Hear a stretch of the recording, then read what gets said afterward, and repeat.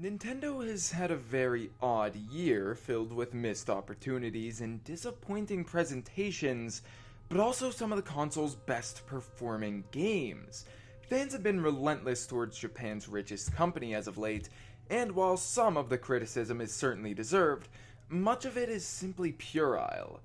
While they certainly have made and continue to make questionable decisions, such as leaving Super Mario 3D All-Stars up for sale for a limited time, many, including myself, believe that they have information about many more games in development that they're simply waiting for the right time to share. I'd gotten into a habit of waking up every morning, going to the nearest mirror, looking myself in the eyes and telling myself, Nintendo Switch has games.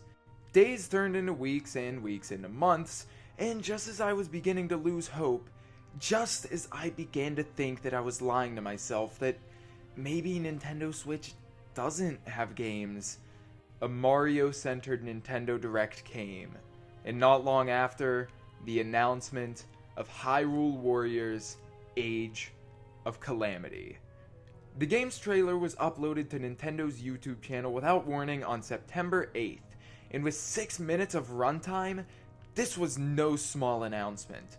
The video begins with Zelda series producer Eiji Aonuma talking about the long-awaited Breath of the Wild 2, stating that in order to deliver a game that is on par with the fans' expectations after Breath of the Wild's phenomenal reception, it would be a little longer before more information was revealed. Aonuma then proceeds to say, paraphrased of course, "We don't have Breath of the Wild's sequel ready, so to hold you over until then, here's a fucking prequel." And then comes the trailer, which is a 2-minute accumulation of audio and visual clips essentially conveying that this game takes place during the Great Battle for Hyrule that was lost 100 years prior to the events of Breath of the Wild. It's revealed that the champions, as well as Zelda, are playable characters, and that many of the enemies present in Breath of the Wild are encountered in this game as well, as it takes place in the same open world. I'll spare any details about how Hyrule Warriors plays, as it's pretty self-explanatory. For now, I want to talk about some of the things I wanted from Breath of the Wild, and how Age of Calamity already seems to be satisfying many of my desires. The Switch's most monumental title is one that delivered a simply breathtaking experience, and yet, as all games are, it isn't without its downsides, one of which, at least for me, was the inability to explore more of the pre-Calamity Hyrule that flourished 100 years prior.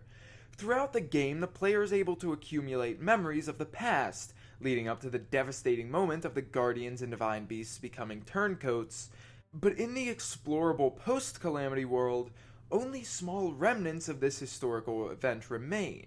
Also, as is with most disasters, casualties were involved, notably those of the champions Revali, Daruk, Urbosa, and Mipha, who were all killed by Ganon's menacing incognitive creations within their own divine beasts. Memories of these characters are obtained as Link explores their domains, and yet, I always felt as though they could be far more fleshed out, and that they deserved more screen time that they simply couldn't acquire as they had died before the game's start. These two things, as well as a few others, are what I wished I could have experienced in Breath of the Wild, and conveniently, they seem as though they'll fit right in with Age of Calamity.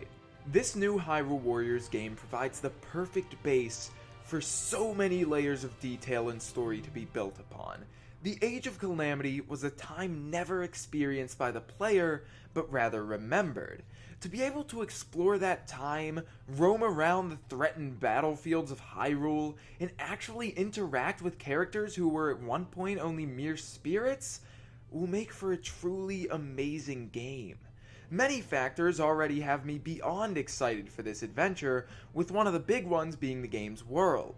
Taking place in the same Hyrule from Breath of the Wild, but on the brink of collapse, many areas the fans have come to recognize, such as Gerudo Town, Hyrule Castle, and even the wetlands bordering Zora's domain, will now be explorable once more, however now as massive battlefields cluttered with thousands of foes. While much of what was shown in the trailer took place within fields and trails, a few major areas were shown, and we can only hope to see more, such as Rito Village, Goron City, and even the Great Hyrule Forest, as more information is revealed soon.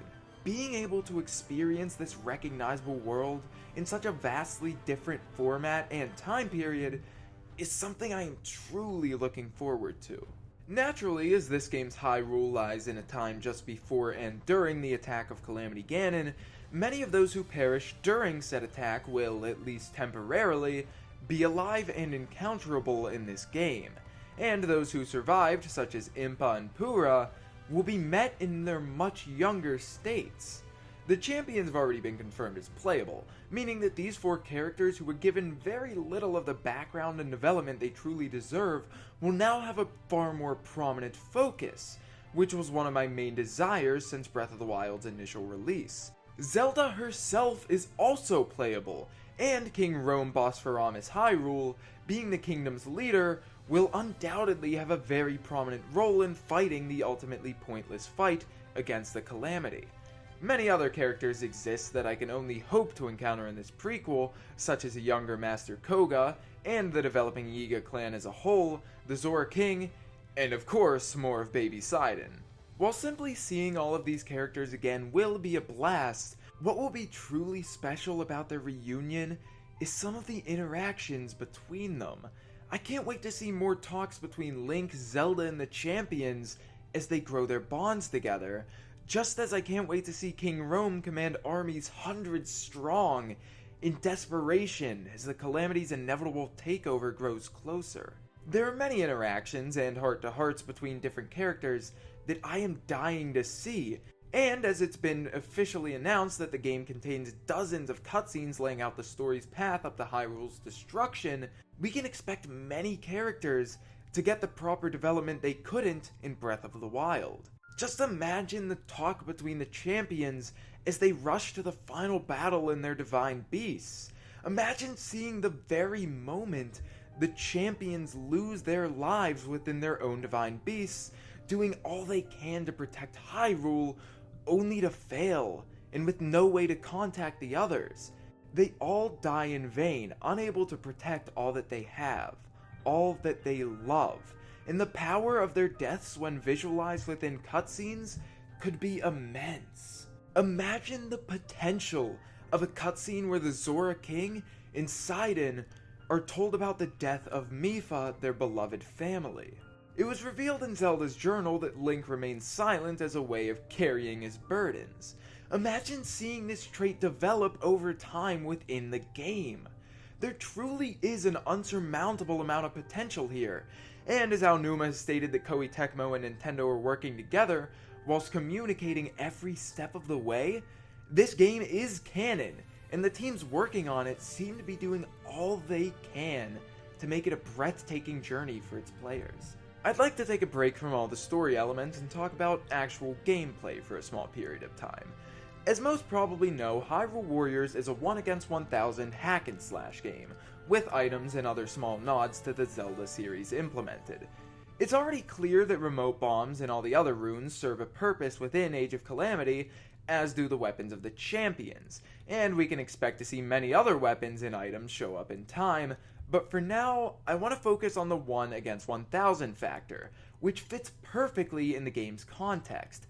Again, I'll reiterate that this game takes place during the attack on Hyrule, and as such, monsters plague the entire kingdom in great numbers.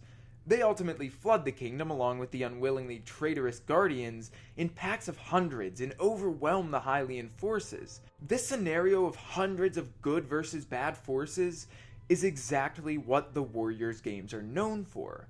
Bosses as well, such as Koga and the Blights, will fit right in. As far as the trailer goes, it also looks as though giant bosses may appear as well, in the form of Hinoxes and perhaps even Taluses.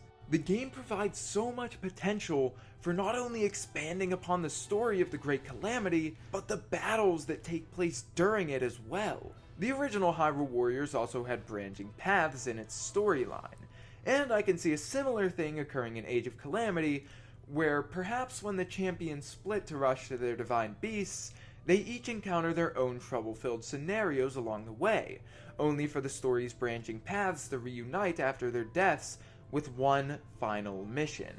This final mission, the one that will ultimately end the game, is what has been on my mind more than anything else. Twitter has already been bombarded with fan art and photoshops of what this final mission will contain, and they all have roughly the same idea. Link and Zelda have lost the champions and most others in Hyrule to the Calamity, and their final mission is simple: survive. We all know how the Calamity ends, and we know that its ending can't be changed for the sake of Breath of the Wild's story.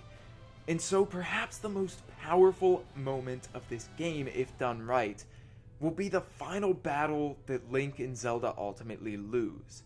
This battle was briefly shown in a flashback in Breath of the Wild, and that scene alone gave me chills. So now, to be able to have more context as to what led up to that event, and being able to see the desperation of Link and Zelda as they lose hope in full, will be an experience I know will be unforgettable.